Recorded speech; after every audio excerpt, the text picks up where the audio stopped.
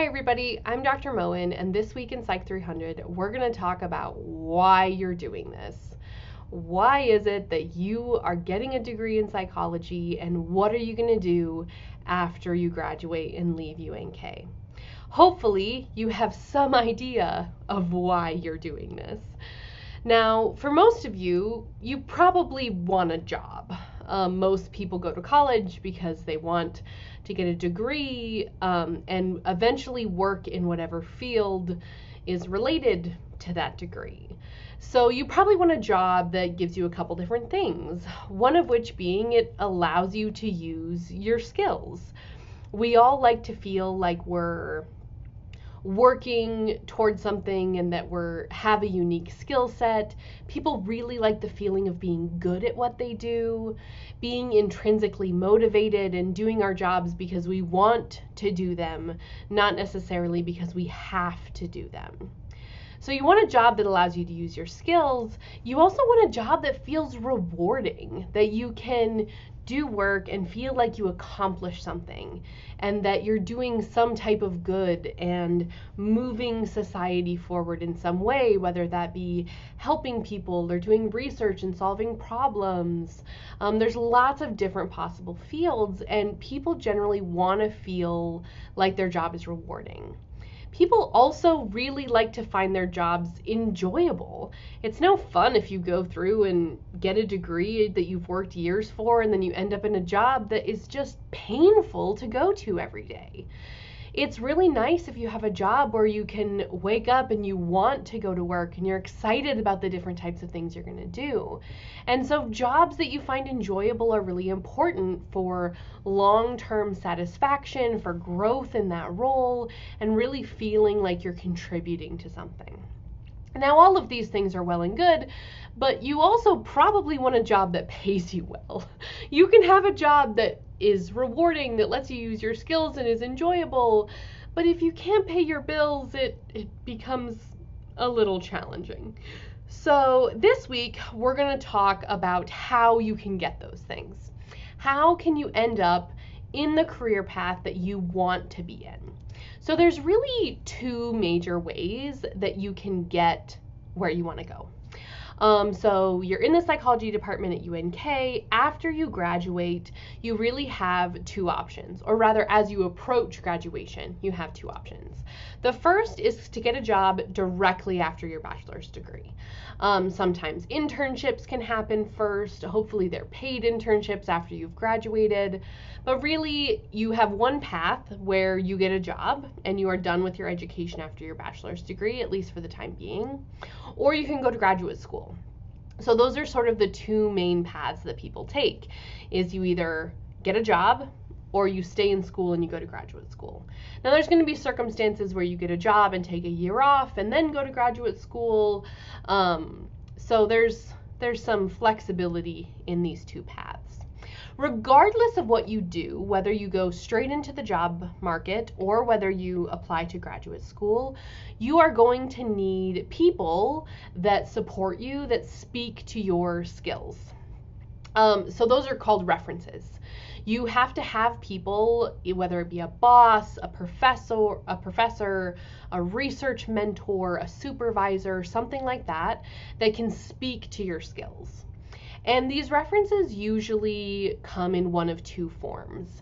For most jobs, it involves a reference call where you've applied, and in your application, you have to list the contact information for typically 2 to 3 individuals that your potential employer can contact to speak about your skills and qualifications. So for jobs, reference calls are really common. For graduate programs, they're almost always letters of recommendation.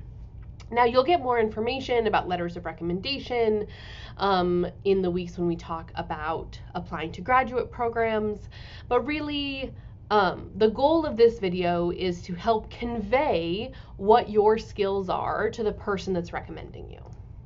So your recommender has one primary job, which is to accurately summarize your skills and your potential. Basically, what can you do now and what can you achieve in the future? And one of the hardest things for a recommender is to know those different things. How do I know what your skills are? How do I know what your potential is? And so this week's assignment is all about how do we know what you can do?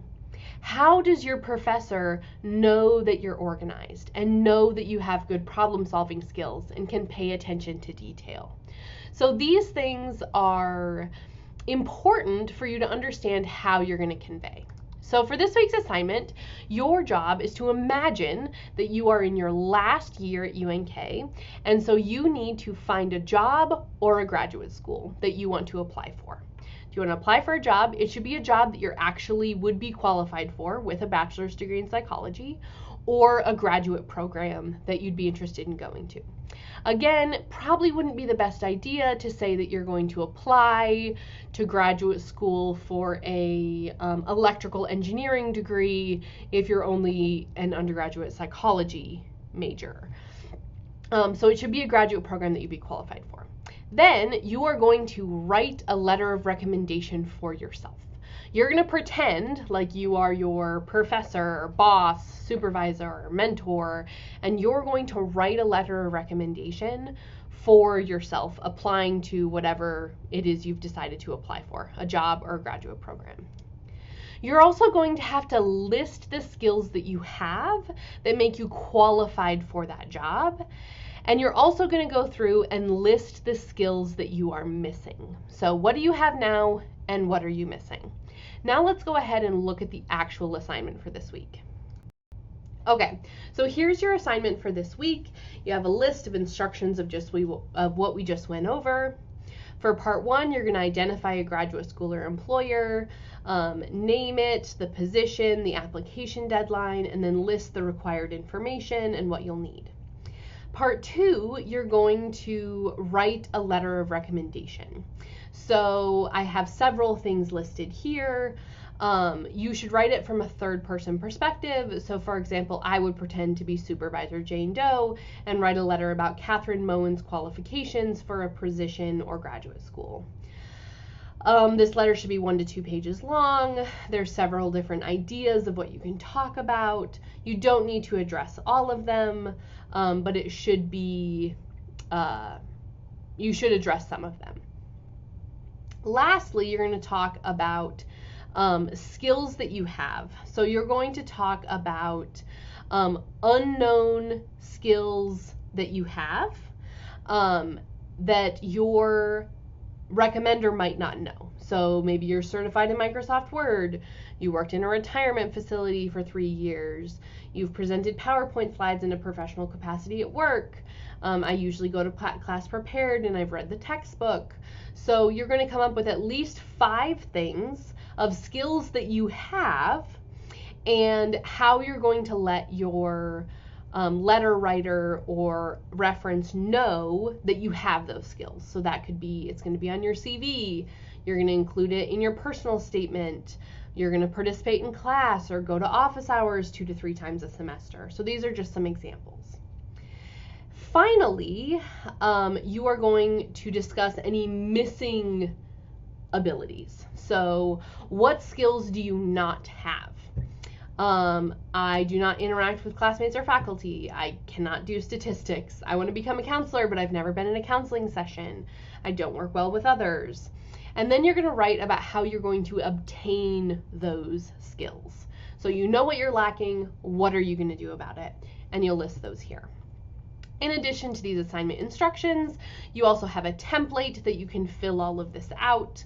It's essentially the instructions with information taken out of it. So put your name up here, first name and last name, the information about the graduate school or employer that you're going to apply to, put your letter of recommendation, include the skills that you have, but your recommender wouldn't know about, how you're going to let them know about it, skills you don't have, and how you can obtain these skills listed above.